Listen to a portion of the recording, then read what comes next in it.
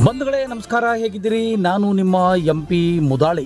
ಬಂಧುಗಳೇ, ಬೀದರ್ ಜಿಲ್ಲೆಯಿಂದ ಪ್ರಯಾಗ್ರಾಜ್ವರೆಗೆ ರೈಲು ಹಾಕಿಸಿದ ಯುವ ಸಂಸದ ಸಾಗರ್ ಖಂಡ್ರೆ ಅವರಿಂದ ಇವತ್ತು ಪ್ರಯಾಗ್ರಾಜ್ಗೆ ಭಕ್ತಾದಿಗಳು ತಮ್ಮ ಪ್ರಯಾಣ ಬೆಳೆಸಿದ್ರಿಂದ ರೈಲಿಗೆ ಹಸಿರು ನಿಶಾನೆ ತೋರಿಸುವ ಮೂಲಕ ಸಾಗರ್ ಖಂಡ್ರೆ ಅವರು ಚಾಲನೆ ನೀಡಿದರು.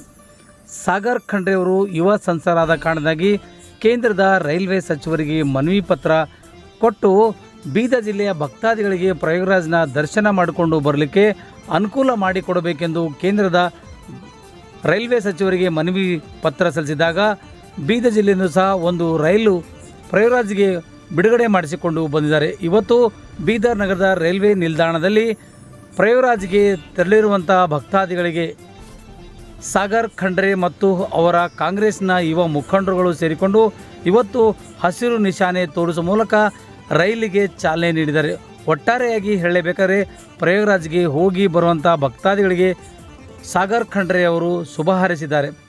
ಯಾವುದೇ ರೀತಿಯಿಂದ ತೊಂದರೆಯಾಗದ ರೀತಿಯಲ್ಲಿ ಪ್ರಯಾಗ್ರಾಜ್ಗೆ ಬೆಳೆಸಿ ತಮ್ಮ ಪ್ರಯಾಣವನ್ನು ಸುಖಕರವಾಗಲಿ ಎಂಬ ಕಾರಣದಿಂದಾಗಿ ಈ ಒಂದು ರೈಲನ್ನು ನಿರ್ಮಾಣ ಮಾಡೋದಕ್ಕಾಗಿ ಮತ್ತು ಬೀದರ್ ಜಿಲ್ಲೆಯಿಂದ ಪ್ರಯಾಗ್ರಾಜ್ಗೆ ಕಳಿಸುವಂಥ ನಿಟ್ಟಿನಲ್ಲಿ ತಮ್ಮದೇ ಆದ ರೀತಿಯಲ್ಲಿ ಈ ಒಂದು ಕಾರ್ಯಕ್ರಮನ ಚಾಲನೆ ನೀಡಿದ್ದಾರೆ.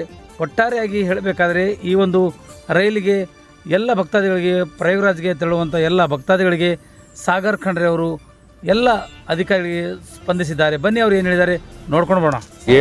ಒಂದು ಸ್ಪೆಷಲ್ ಟ್ರೈನ್ ವ್ಯವಸ್ಥೆ ಮಾಡಲಾಗಿದೆ ಪ್ರಯಾಗ್ರಾಜ್ಗೆ ಹೋಗಿ ಕುಂಭಮೇಳದಲ್ಲಿ ಭಾಗವಹಿಸುವುದಕ್ಕೆ. ಅದಕ್ಕೆ ಬೀದರ್ ಜಿಲ್ಲೆಯಿಂದ ಈಗಾಗಲೇ ಸುಮಾರು ಜನ ಸ್ಪೆಷಲ್ ಟ್ರೈನಿಂದ ಹೋಗಿದ್ದಾರೆ. ಎಲ್ರಿಗೂ ಶುಭವಾಗಲಿ, ಒಳ್ಳೆ ರೀತಿಯಲ್ಲಿ ಅವರ ಆಶೀರ್ವಾದ ತೊಗೊಂಡು ಬರಲಿ ಅಂತ ನಾನು ಹೇಳೋದಕ್ಕೆ ಬಯಸುತ್ತೇನೆ. ಅದ್ರ ಜೊತೆ ನಾವೆಲ್ಲರೂ ಕೂಡಿ ನಮ್ಮ ಯಾರ್ಯಾರು ಮುಖಂಡರು ಕಾರ್ಯಕರ್ತರಿದ್ದೀವಿ, ಇವತ್ತಿನ ದಿವಸ ನಾವು ರೈಲ್ವೆ ಸ್ಟೇಷನ್ಗೆ ಬಂದು ಅವರಿಗೆಲ್ಲ ವ್ಯವಸ್ಥೆ ಸರಿಯಾಗಿ ಆಗಿಲ್ಲ ಅಂತಂಬುದು ನೋಡಿಸಲಿಕ್ಕೆ ನಾವು ಬಂದಿದ್ದೀವಿ. ಎಲ್ಲರಿಗೂ ಶುಭವಾಗಲಿ.